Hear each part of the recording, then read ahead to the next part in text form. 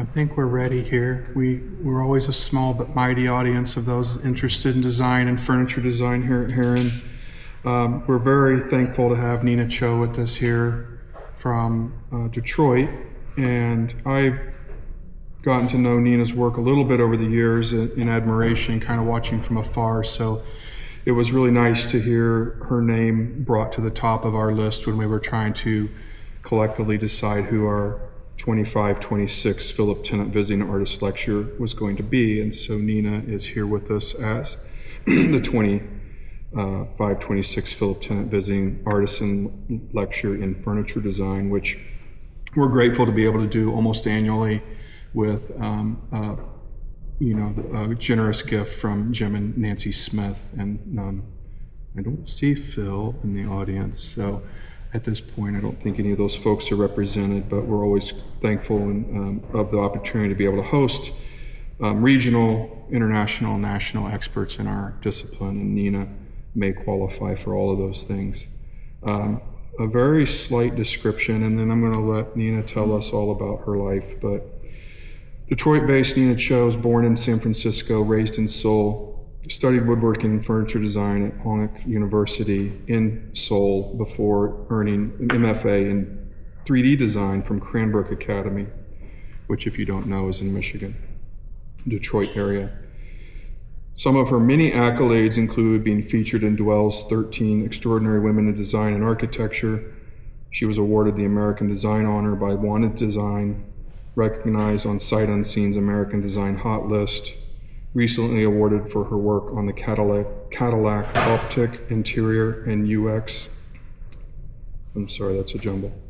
We'll leave it there, but Nina will tell us a little bit more as well about working as a CMF designer, which is an acronym I've had to learn a little bit more. It wasn't in my canon of design words, but a CMF designer is color, material, and finish specialist, and that's one of Nina's multiple identities. Yes. So I do want to thank you for spending a lot of great time with our students this afternoon, and I'm very much looking forward to seeing your work. So you have the podium. Thank you. Thank you. Trade you. Thank you, Corey, for the introduction. Hi, everyone. I'm Nina Cho. Okay. So I have multiple jobs. So I'm a furniture designer running my own design studio. Also, I'm a CMF designer at Cadillac for General Motors in Michigan. My work moves between the industry, independent practice, and education, because I also teach at the University of Detroit Mercy in Detroit. So I have 3 different jobs. I'm very excited to be here today, and I'd like to share my journey of how I get into the creative field. So first, I was born in Palo Alto, California, while my father was pursuing his PhD in mechanical engineering. In this photo, the yellow t-shirts in the first row is me. And I was 4 years old when my family moved back to Korea, and that's where I grew up. As a kid, I loved drawing, which led me to attend an art high school in Korea. And during that time, I started to realize I was more interested in the space and then 3D objects like furniture, architecture, and space, rather than just the 2D drawing itself. So fast forwarding to college, I think that interest of like space and 3D objects led me to study woodworking and furniture design at Hongik University in Seoul. It is one of the top art and design school in Korea. And at the time, like getting in required like passing a very intense entrance exam. So this watercolor painting you see on the right, we had to complete this painting within 5 hours, like from sketching to coloring. I think that experience really helped me build a strong foundation in drawing, which later became very important tool for expressing my ideas and exploring design further. I think strong drawing skills can help you articulate your ideas more freely, especially in design and art. Yeah, to share my undergrad work, those are some of my undergrad works from first and second year. when I was learning woodworking and starting to develop my own work. The piece you see on the left is the stool. I designed this in my second year. This is to be both like functional and playful. You can sit on it and you can actually gently swing the stool. So I was like really interested in this like playfulness in the design in my second year. And the work on the right was inspired by the painting Magritte. So I was like making like little wooden sculpture in my first year. And also during that time, I was also learning traditional wood joinery, as you can see the box in the below. So this is my first and second year work in my undergrad. And after building my woodworking skills and understanding how things are made, this is a project from my third year. So it's a side table with the integrated light. When you slowly lift up the top surface, the soft, warm light reveals. So developing this mechanism where the light turns on and off through the movement of the tabletop was quite challenging. I don't think I would make the same work now. I think I was very ambitious when I was younger. So this project was also my first experience working with the local fabricator. I had to work with the lighting person. I had to work with all the like mechanism helping me with the engineering and everything. Like through this process, I learned a lot from their expertise and began to understand the value of collaboration and making. I think this was like one of my first projects that I outsourced my work and they worked together. Continuing my woodworking in undergrad, this was my undergrad thesis. This was reinterpreting a traditional Korean chest. So you see the picture in the middle. That's the Korean traditional chest from Joseon Dynasty. And then so I reinterpreted that to make up for modern living. So I simplified the form while preserving the key details and incorporated the traditional patchwork to reflect the Korean heritage.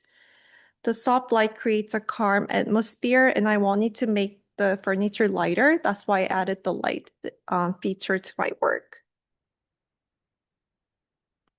And this was the part of the my thesis that this piece reinterprets a traditional Korean jewelry box that you see in the middle. It's called pitjop.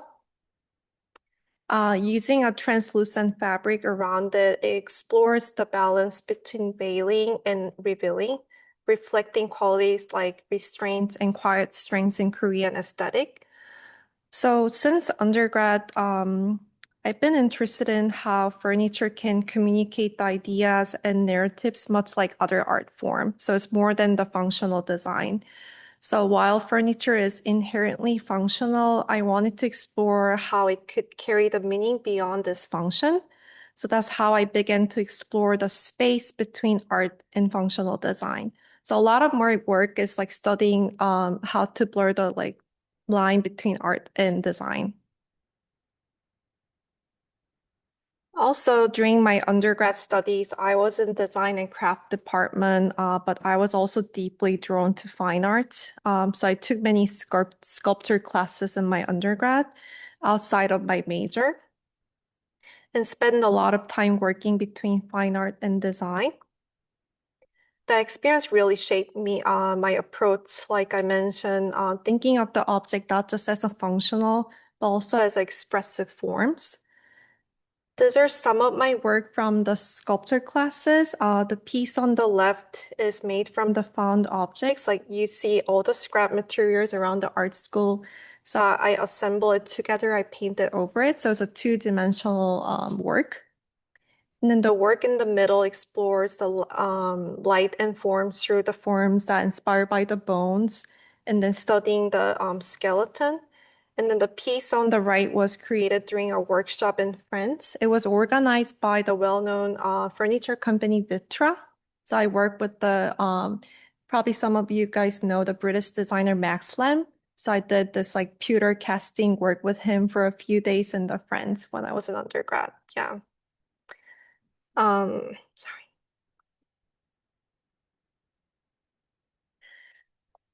So this work, when I began exploring more sculpture and abstract form, so we were tasked with using ordinary like found objects to create a furniture. So I chose to use Sumtech as a like starting point for this piece. I thought it was very interesting that like I like to play with the idea that everything has a two side. So like a sharp Sumtech can become a furniture, like comfortable objects when turned over. So I was interested in the contrast that was like very irony between these opposing qualities. And the quick story about this piece is I was like very ambitious like student when I was in undergrad. So I wanted to make really large piece even though I'm like the tiny person. So it ended up being carving this like solid walnut wood. And as you can see from like three people can sit on it. So it was like a gigantic, right? And then it took about like 8 people to move this. Well, that one is Yeah. squared off. Yeah. Yes, because like that's where the weight is, right? So, and one of my friend even got hurt moving it. So, so which I felt really bad about, right? So that's when I learned it's also important to think about how you're gonna transport your work. Since then, I've tried to design the pieces that 2 people or less can move. So that's been my yeah rule for my design. So coming from this work, yeah. So continuing more sculpture aspect of my work, this was part of my thesis as well in undergrad. So this piece explore how ordinary elements, when brought it together, can create something unexpected. By combining the simple steel spears with the light, it becomes a dynamic and immersive experience. So this was pretty big pieces as well in my undergrad, yeah. So I wasn't able to show all of my undergrad work, but I guess what I'm trying to say is, as you can see, I explored a wide range of materials in my undergrad and approaches. I think it's important to experiment with different mediums, forms, and idea until you begin to shape your own identity as a designer and artist. So moving back to America. So I grew up in Korea until undergrad. And I moved back to America in 2013, like 13 years ago. Um, I feel like sometimes like life decision can be surprisingly simple. So in 2013, my father was on an international assignment for his work in Michigan, and he introduced me to Cranbrook Academy of Art. At the time, I was already thinking about studying abroad. And once I found out that like Charles and Ray Eames went to Cranbrook, that was enough of reason for me to go Cranbrook. I honestly didn't know where the Michigan was in the United States. So that's really what led me to Cranbrook that I've always admired and like their work and then also the way they lived, the way that the couple collaborated. So that was always the inspiration for me. So that was the reason, only reason that I went to Cranbrook. I was a pretty simple person. Um, so I studied industrial design. At the time, it was called 3D design with the focus on furniture design. My classmates came from very diverse background in terms of nationality, race, and ages. So that experience really expanded my perspective, not only as a designer, but as a person too. And then the image on the right is a snapshot of my studio during my second year, and you see the black and white photo of Charles and Ray Eames on the top. Yeah, how much I was also obsessed with them. Yeah. And then in my first year at Cranbrook, I was still exploring my direction. So this is the first piece that I made at Cranbrook. This project was a sign project we had. And so Cranbrook is based on self-initiated projects, but this was the only assignment that we got in the first year. And then this was about to design the ideal home.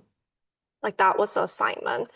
So at the time, I was probably the smallest person in my class, but of course, I ended up making one of the largest piece. And then this project definitely helped me make a strong first impression to my colleague and my professor.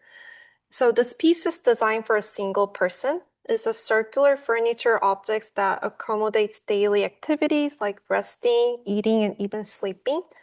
Within the one continuous form. I was interested in how a single object could define a personal living environment like conceptually. So this is very conceptual piece I made it. And then starting self-initiated projects. I'm not showing all of my work today at Cranbrook, but I selected a few pieces that feel especially important from my time at Cranbrook. So my focus during this period was on the form exploration and on presenting objects in a way that feels both beautiful and unexpected, and like still exploring the space, like blurring the line between art and design was what I was really trying to do. So the mirror is created by combining different geometric shapes, and proportion is inspired by the painting. So I was interested in how this variation could come together to create a sense of harmony while still maintaining a simplicity in material and blurring the line between fine arts and functional design, which is the study that continues from my undergrad. I wanted this piece to be in between like painting and functional mirror design on the wall so that it could function as a both purpose.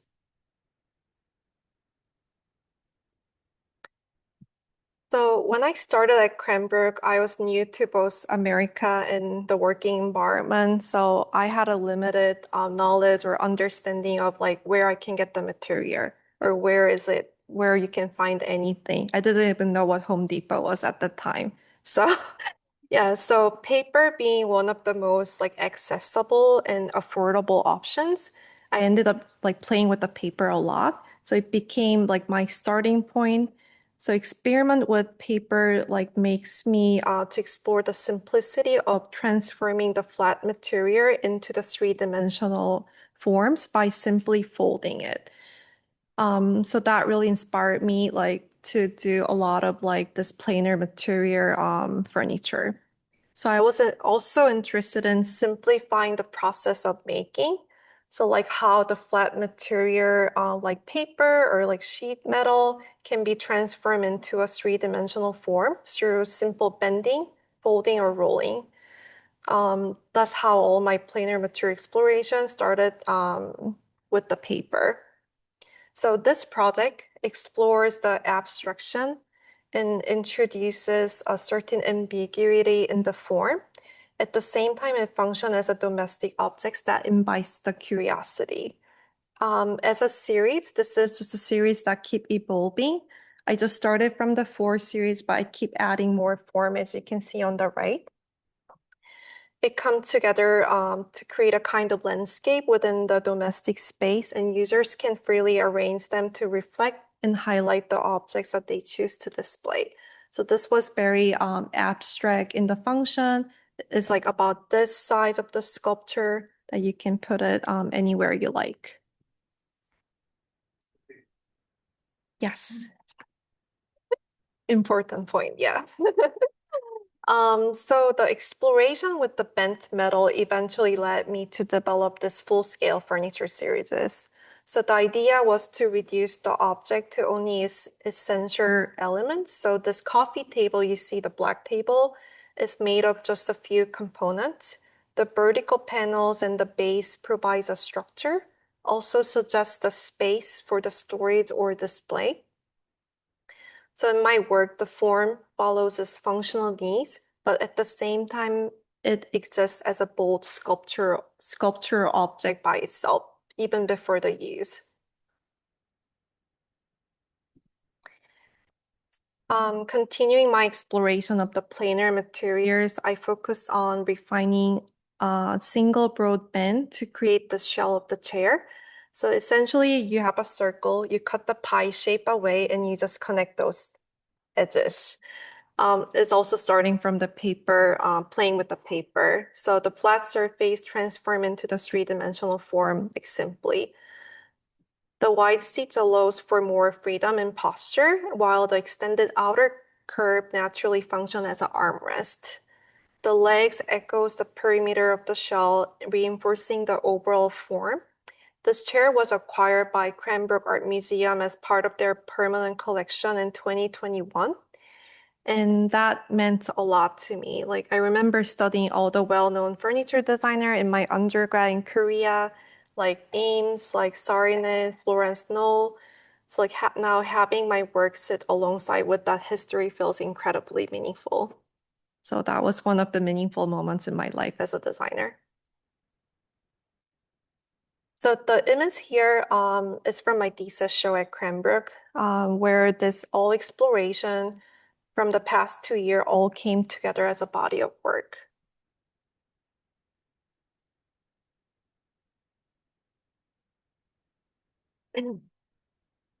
As I was graduating and beginning to shape my own practice, I found inspiration in traditional Korean phrase, 거미불로 화의 불지.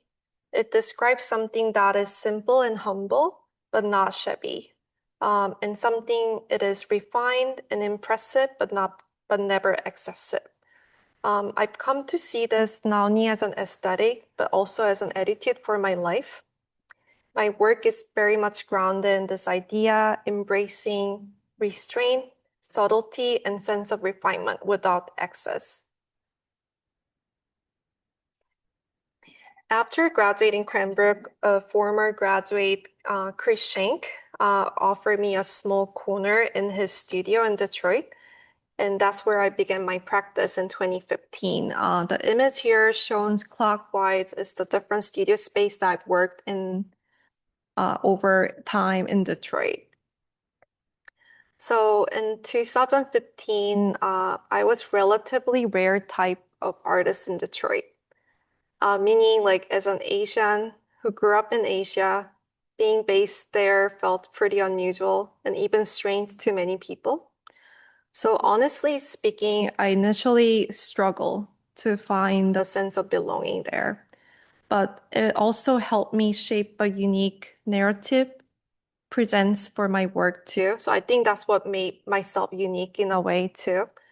So like I tend to look for some positive aspect in those experience and use them as a way to move forward.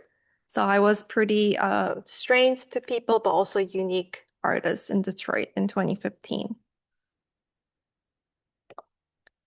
Building on that idea of balance inspired by the Korean phrase I mentioned earlier, my work is also deeply influenced by the traditional Korean aesthetic.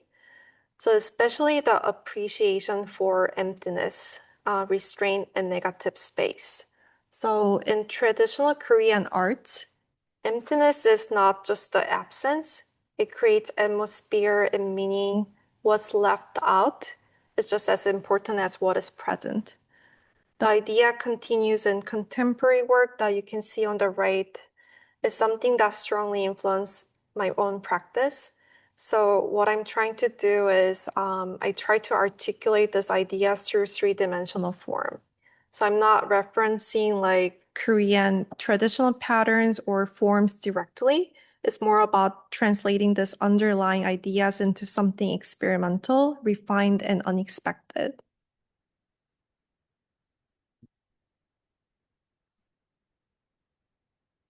Honestly speaking, like starting my studio wasn't easy financially.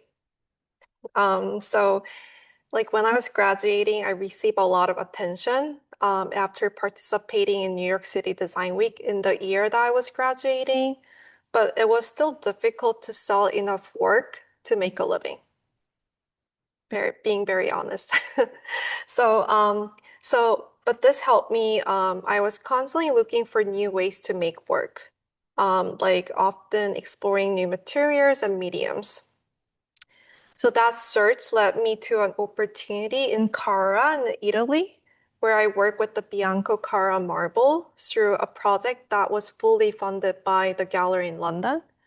It's called like Matter of Stuff Gallery. So this table is carved from the single slab and hollowed from the inside. I was interested in highlighting the purity of the material marble while exploring the ideas of carving and creating negative space in the solid form. They made 6 of this, And then as a like limited edition, and then they sold it to like private collector. I didn't make much money because I was like fully funded, but with their money, like I was able to create a new bodies of work. So I think that was very important part for me. And also I had an opportunity to work with glass during a residency in a Toledo Museum of Art. I collaborated with incredibly skilled glass artists, and the whole project was funded by the museum. So having a funded project early in my career was both financially supportive and an opportunity to expand my approach to materials and making, and also like to create a new bodies of work. Those are about like this month. So it's like a small coffee table to the side table, and some of it is a little objects. Yeah. So before moving into the larger furniture pieces, I often like to start with the smaller scale objects, like the bent metal exploration that you guys saw it in my Cranbrook time. In this series of tray, I continue exploring the idea of negative space, focusing on balance in color and proportion. The concave space can be used to contain objects, and then they're created with the hardwood, and each is like hand tinted with the specialized color of the ink, making each piece more special and unique. And their slightly raised platform is for the placement in the interior surface for the display of the precious objects. So this exploration eventually led to the recess table in 2020. The negative space within the table allow users to personalize and interact with the piece. The assembly is very simple. The tabletop rests on the cylindrical legs, aligning through their complementary geometry. No glue, no screws are required here.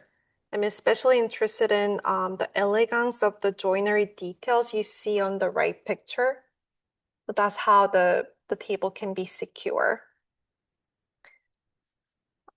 Also, like I drive a compact SUV, and I used to travel often to cities like New York and Chicago from Detroit for like show or for delivering to the clients. So I started thinking about how to fit more work into my car and transport it more easily. So that led me to develop this idea around the joinery, no glue, no screw, so you can just like deassemble, assemble it quickly. So always the idea can come from like anywhere, even thinking about how you're gonna transport it. Yeah. As a series, this is my side table series shown here in the process. I always begin with the full scale paper and cardboard mock-up before moving into the finer material, because you know wood can be pretty expensive. So you see on the right below picture, that's the full scale cardboard model that I make. So in my work, the proportion is very important. Full-scale paper or cardboard mock-ups help me quickly understand the proportion, moving on to more expensive material like wood. And my process is never spontaneous. It's always like carefully planned and study before reaching the final outcome. So I'm very like planning person.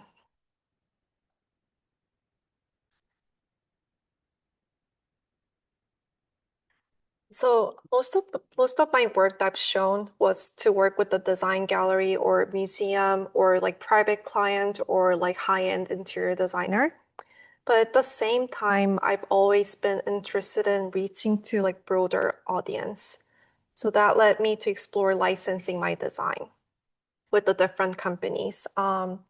So like I'm like interested in working not only within the high-end design field, but also developing the work that can be produced at a larger scale, like mass production. So this card holder here was licensed by Suda in Brooklyn. I had designed this earlier, and then they approached me after seeing my work. So the way it works is I give them a design, and then they give me the royalty fee. This could be usually like 2% to 4% of their net sale if you're interested in. And that's like how the big furniture company like works with the independent design studio. Another example is this table was licensed by the Memo Furniture in Seattle. So if you remember, I originally designed this at Cranbrook, the black table. And then I modified the table for the production by adding the legs that you see it. So this leg panels details to meet the industry standards and choose to express those added parts so you can see the legs from the top surface too. So this is still being produced by Memo. In terms of sales, the mirror work have been the most popular. I personally think their two-dimensional quality, similar to painting, makes them especially appealing to art and design collectors. Influenced by my earlier mirror design at Cranbrook, I continue working on developing more mirrors that blurs the line between painting and functional mirrors. So this series was inspired by a more poetic idea. Even though like a mirror is physically flat, I feel like it has a deeply three-dimensional quality, like a more conceptually. So like the title Mangmang is a Korean word that describe an obscure sense of depth. When a view feels so vast that you lose a sense of where it ends. And that's where I found when I look at the mirror, I feel the same way. I'm drawn to that sense of endlessness in the mirrors. That's what I like about the mirror. So beyond this simple reflection, they blur the space and time in a way that feels almost immersive. I also use like abstract drawing as a way to visualize and share this idea and stories I have in my head. As you can see on the right below picture, that's all my concept abstract drawing that I like to do when I'm making the furniture design. I have had the opportunity to exhibit my work both nationally and internationally. I think it's important to show your work in the right context and then at the right time. While you may be invited to exhibit at the gallery or museum, especially early on in your career, those opportunities can be very limited. So I also actively applied to show my work and participated in a design week like New York City or Toronto or Milan Design Week. And that was a way that I was trying to get more exposure for my work and myself. Once you begin to share your work more widely, I think the media and the press often start taking notice about you and your work. So you can also submit your work online, to the online platform to increase visibility. I think for students here, if you're interested in starting your own practice, I think it's essential to put your work out there, and you never know what opportunity it might lead to. Speaking of the third job that I have, so besides like furniture designer and being a professor, part-time professor, I'm also CMF designer for Cadillac GM. So during the pandemic, I felt like the world was changing very quickly. And also I wanted to challenge myself to explore something new. I was especially interested in working within an industry that engages with more forward-looking technologies. So to gain different perspective on design, I've always been drawn to pushing myself and trying new things. So since 2021, I've been working as a CMF designer for Cadillac General Motors in Michigan. So some of you may not be familiar with what CMF designer is. So CMF stands for color, material, finishes. So like if the car designer sketches the car like exterior, interior, CMF designer like dresses the car. So all the leather, wood decor, like chrome accent on the exterior, we do all the A surfaces. So the CMF designer not only exists in the automotive industry, also like tech company like Apple has a color designer, like Nike has a material and color designer as well.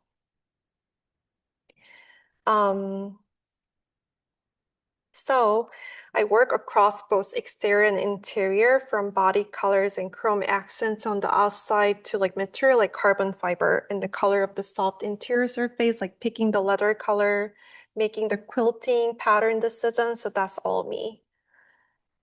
So the image here is shown one of the production vehicle that I worked on, is the Cadillac EV entry-level EV car optic that I worked on from the concept to the execution. And we usually work like 4 years ahead of the like reveal. So like now I'm working on for the car that's gonna come out in 2030. That's what I'm working on now. Yeah.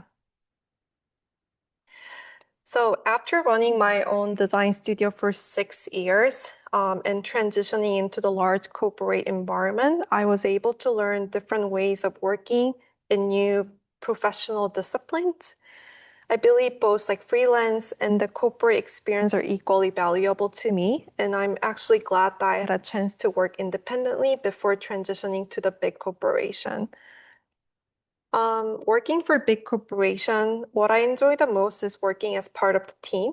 I enjoy collaborating with the engineer on the problem solving together, sometimes arguing, and then learning from their expertise. And I enjoy working with the marketing team to develop the strategy for new programs that's going to come out in 2030 and planning the launches or reveals or media events together. I also enjoy working closely with all different kinds of designer, like exterior designer, interior designer, components who does like steering wheel, UX, UI designer, like a cross-functional design team to bring such a complex and highly engineered product to life. After completing the catalog optic, it was especially very exciting to see the car on the road, like knowing that I did something for the car. So I think there is a unique sense of excitement and fulfillment in working at the scales of mass production. It's a different kinds of impact for me, like working for myself and then working for the big corporation. Seeing your work become part of everyone's everyday life, reaching a broader customer base was a different kinds of excitement that is giving as a CMF designer. So looking back on the past 18 years since undergrad while preparing this presentation, I realized how much I continuously push myself and challenge myself to do the new thing and new opportunities. I think that journey has helped me to grow and expand my knowledge and capability as a designer. So like from moving from Korea to the US, from running my own design studio to getting into one of the big corporation setting, and then also teaching students. Like I was trying to like surround myself with the inspiring people and environments. And I think all of this experience have shaped who I am as a designer. I believe that as a designer, having a strong eyes and good aesthetic and a sense of taste is very important nowadays, especially we have a lot of AI threat in this day.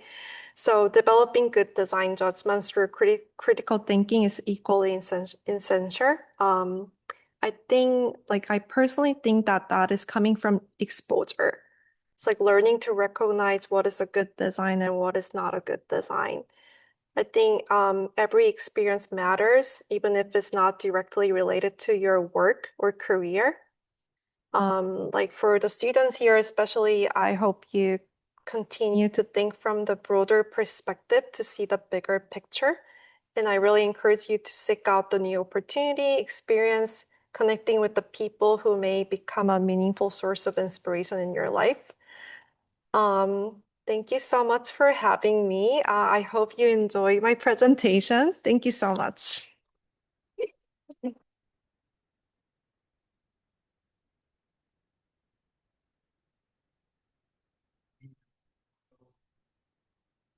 I think my presentation was pretty short and sweet, so yeah, yeah. Oh yeah, Well, yes, everyone. yes. I've always loved sculpture and design. I'm taking most of my things have to do with design and color.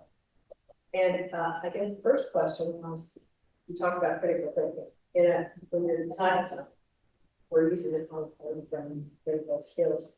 And I was wondering, if you're planning something, I see you do things on paper, and it's that mathematical part.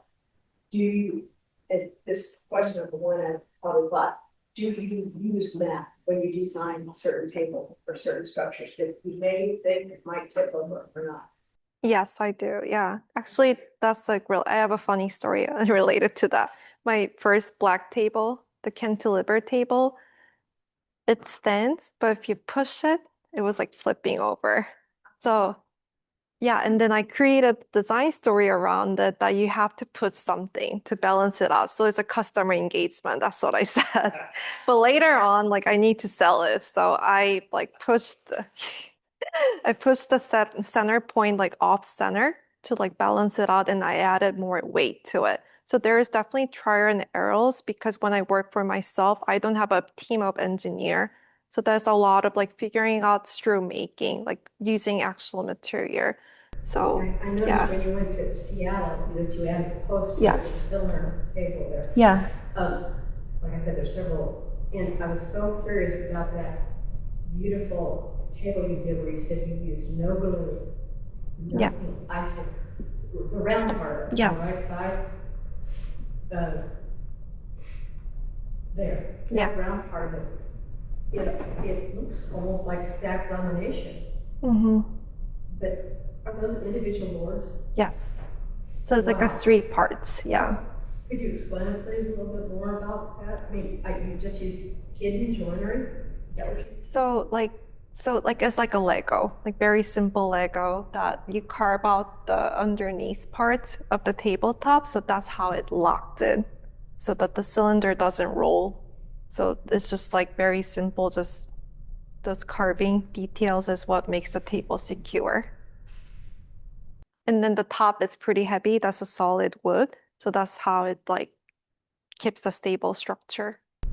Okay, another question I have is about the glass blowing. I've always loved and been very interested in trying to do it, but I know I'm not strong enough. How did you do it? So I think so my background is woodworking, but I do have an understanding of all different mediums because I work with the fabricator all the time. So I mean, as a one person with multiple jobs, you can't master all the techniques. So I think as a designer or even as an artist, I think it's okay to collaborate with someone who has that expertise, but still your ideas. They're the person that helping you to make it. So I didn't make it like physically, I didn't touch any of this. I work with the glass artist, but this is all my form idea. No, this is all my work. So they help me like realize my work. So I do collaboration all the time with like other artists or fabricators who are expert in their I guess field.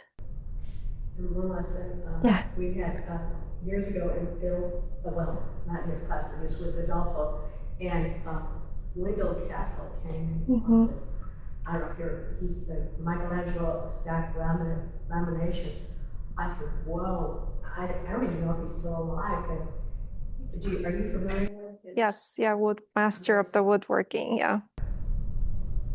Okay, that's all my questions. Yeah, thank you. Lauren? When balancing your financials between your job with Cadillac and your independent practice, do you find that something that's easy to do, or do you find it difficult to like split up like all of those hairs of what you're really spending your money on? So you're asking like between the Cadillac job and the studio, how I balance it? Yeah. So like honestly, like for the like full-time 6 years, I was able to like produce more work. I was able to go to the like artist residency, like taking a whole month, right, in Italy. But now with the Cadillac job, it's a little more challenging because it's 8 to 5 job. And yeah, sorry, go ahead. Okay.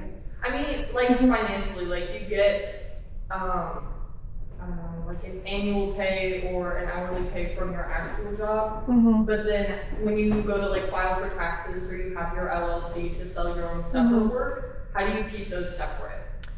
For GM, that's a really good question first.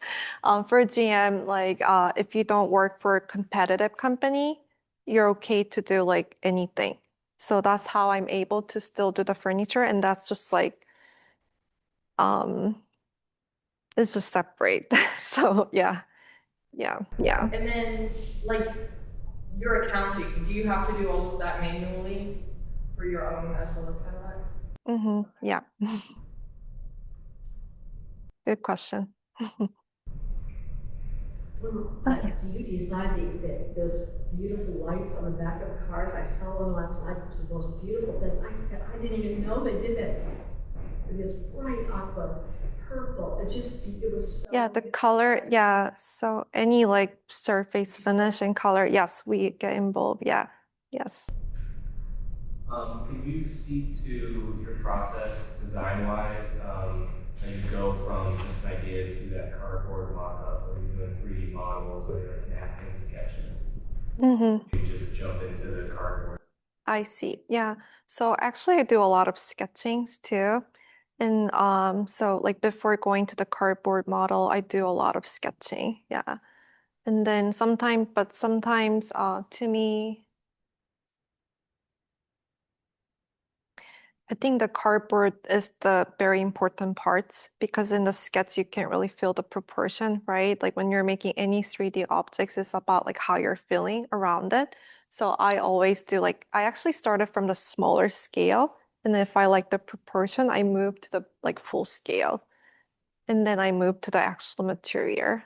So it's like completely planned and designed for Yes. the material type. Yeah, I'm not the artist that, oh, I'm gonna do this and spontaneously carve it out. I'm not like that. I'm very planned person. Yeah. I'm like control freak like that. So Like your minimal design, your own furniture, how do you adjust for working with Cadillac when it's more of a inclusive interior? You've got a lot of different components going on. so I'm sorry, what the question is. How do you adjust your design aesthetic for designing the interior or exterior elements of the car? So like when I was hired for Cadillac, I had no car design in my portfolio, as you can see. But I think they hired me for that reason, like bringing something like different perspective. But what I was good at it is understanding the different medium, and also I understand what the high-end design, what is the I guess like a high quality design is gonna look like. I think that's what they liked about me. But you're right, like working for a big corporation is not my personal projects. But I think I just like honestly speaking, I just find a different outlet for my creativity. So for like catalog work, I just love this teamwork. It might be not fully my opinion or my design style, but I just love collaborating and how we are like creating this complex, amazing product. But when like for the more creativity that I want to do, more creative like work, I just do it from my studio. So I just like to find a different outlet. So I think probably that's why I have a multiple jobs. Yeah. And balancing those. Yeah. I wanted to ask about your mirror series Yes. and the material selection and what considerations go into materials for that. Like First of all, what are some of these components? what are this made of? So this is the tinted glass mirror. I was at like in 2019, I was asked to put together the solo show for one of the gallery in New York. And then I found this like fabricator in Brooklyn that he was carrying this tinted mirror. So I worked with him on, and actually some of the parts is actual metal too. So we actually took the actual metal and polished it. And a lot of color parts is actually tinted glass. Yeah.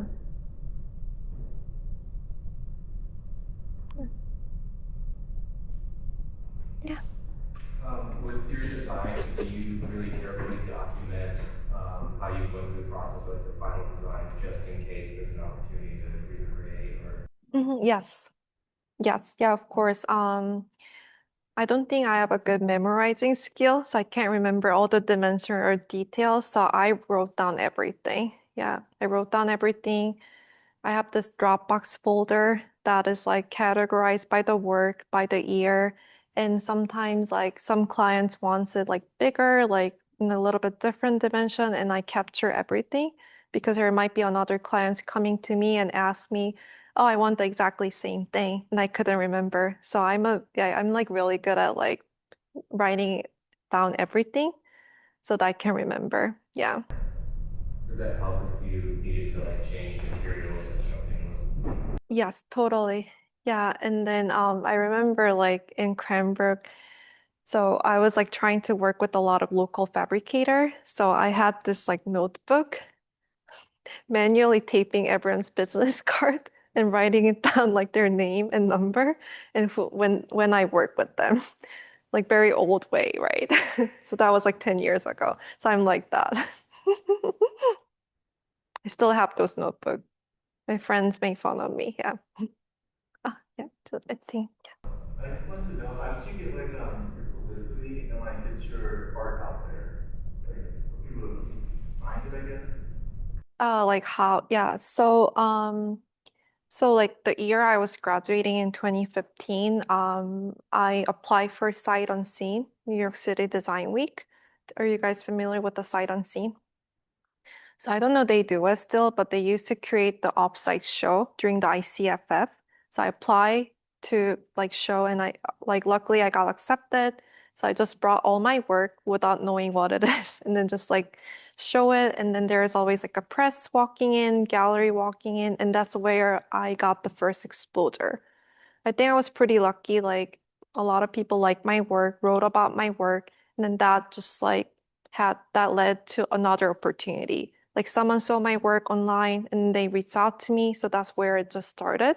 So that's why I think if you're like in a starting point in career, I think it's really important to put your work out there, like in a bigger city, in a bigger show, or if it's like if that is financially challenging, I think you can have like you can submit your work online. For example, like Design Milk, like Design Boom, they received a submission, so you can like do really nice photography, nice write up about your work, and you just submit it, and then they're gonna feature you. So I think that's another way to put your work out there. Can I ask a little bit Yeah. of a follow-up? Yeah. I've always admired this about the work I've known of yours over these last, really seeing you emerge from school and, kind of tracking on your career even more recently as we knew we were going to host you. I've really appreciated how you've documented your work and the thoughtfulness of how the image of documenting your work is actually part of an aesthetic. Yes. Can you talk about that a little bit? Yeah.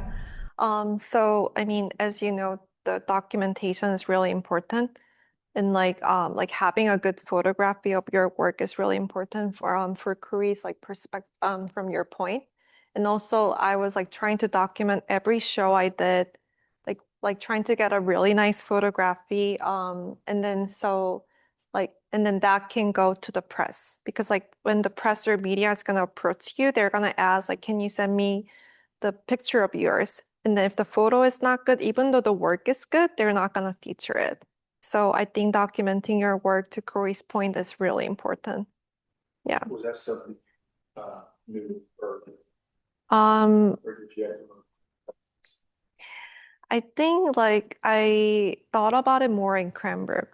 Yeah. So I think undergrad's work is okay. It's a little bit old style now. But I think the good thing is we live in the Photoshop world, so you can like fix it. And the AI can maybe help you with that too. I also had an observation from our visit today that, maybe can be close to a closing remark if there is other comments. Certainly we can entertain them, but Yeah. can you talk a little bit about, I think you and I value a lot of the same things when it comes to knowing how to make prototypes or mock-ups or work with materials. I think there's maybe a misunderstanding that industrial designers kind of singularly draw their final creations from software. And I think I heard you comment on kind of how gifted some of our student craft was, and I want them to hear kind of the relationship you have. And we've already touched on it a little bit, but what role does advanced software play in your studio versus your work with Cadillac? Are they separate that way? So I think having a balance of like hands-on making experience and like software skills are very important. But I think like my undergrad wasn't traditional product design program. It was like very similar to your department from the hands-on making, and that helped me understand the structure. Then I can translate it into 3D software. I think like understanding how things are being built, understanding the structure and engineering from your hands-on making experience also helped you working in the software skills. But also the software skills can be translated into the, like actual 3D objects too. But I personally don't like designing from the Illustrator or Photoshop or whatever the software is. I don't like starting from there. I like to starting from my free like hands drawing because you can draw anything versus when you're starting from the Illustrator, you have a limitation, right? So I like to start it from the hand sketch. But that's been my process.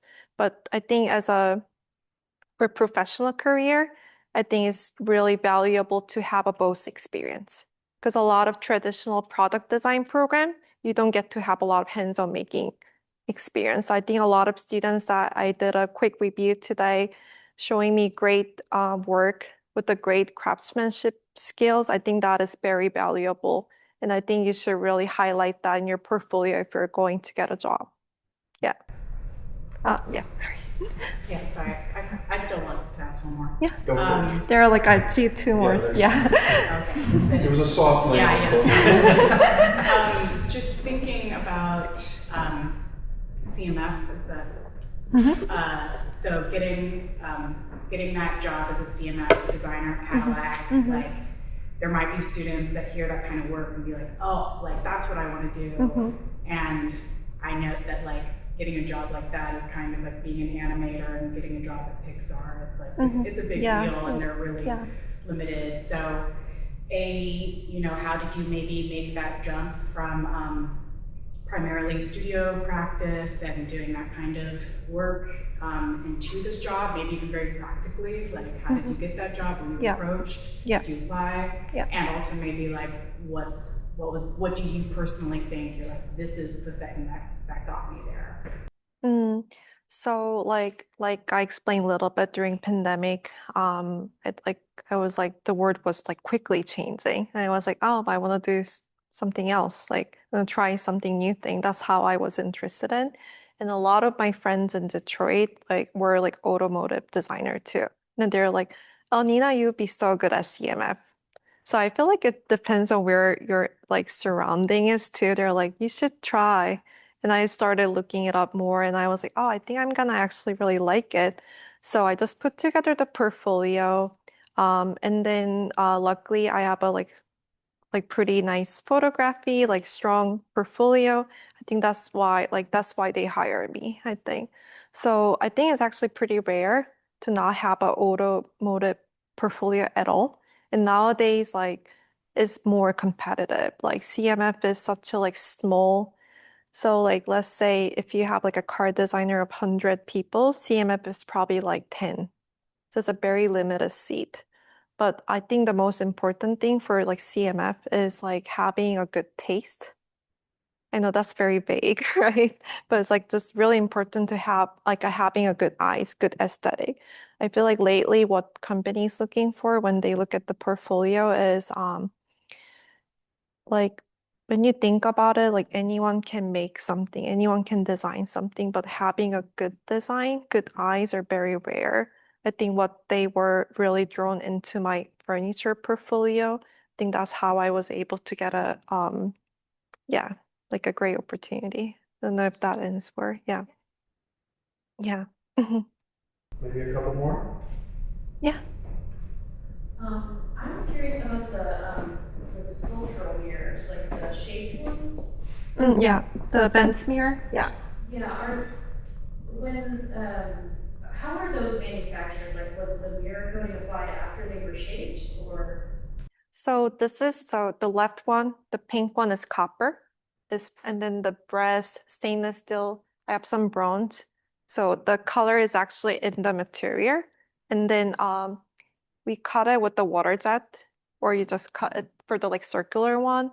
And then you bend it, or some of it is from the roller. So I actually work with the local fabricator, like couple different fabricator, I get the metal, and then I go to water the cutting person. I cut it, and then I bring it to the like bending rolling facility, and then I bring it to the polishing person. And then it's all like mirror polish. So this is all, it's like hard to see it here, but it's all like reflective mirror surface that we do like a high polish. So so I keep saying like simple process, but it's not simple. It takes a lot of different steps, a lot of people involved.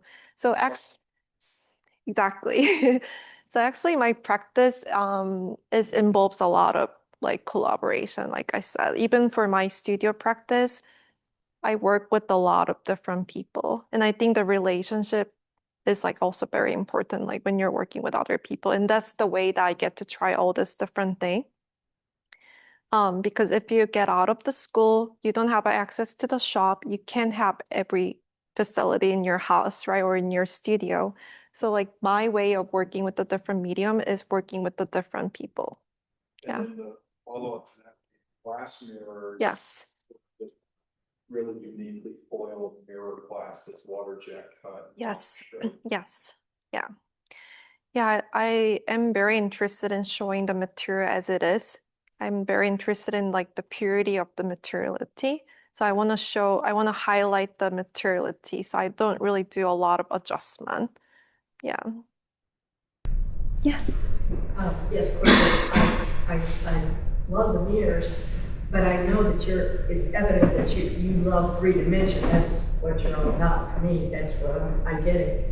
But the mirrors are flat, but I did notice your outstanding use of negative and positive space. So you kind of brought it in a flat surface. Yeah. But personally, did the mirror, even though you make money out of them, did that bring you any kind of satisfaction?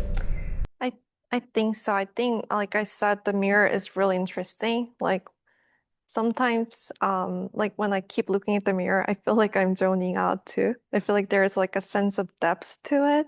I don't know. I'm very like poetic person too. I think a lot of things in a poetic way. So I think that's the quality I like about it. Like even though it's a 2D surface, it feels like 3D to me. And then like playing with the different geometry, like almost like creating the painting, creating the negative space in the painting. So that's where I found the connection. Yeah, and it was the most popular work too. Yeah. Well, it's been our honor to have you here today. Thank you. It's been a really great visit. I have really enjoyed hearing how perhaps different your final experiences are with your studio and how similar they are to where we start. Yeah. And hopefully the students can recognize the strength of like learning in a studio environment, even if your work is going to embrace the level of simplicity design that you have really employed to your success. I'm not joking, it is much harder to make something as simple as Nina makes it look easy. It's very hard to make a statement piece that is as really dialed down as some of your design language is, what you're placing importance on. I admire it, and I really appreciate your time with us today. And thank you for spending so much time with the students. So, Yeah, thank you so much for having me. Thank you. I appreciate it. Thank you.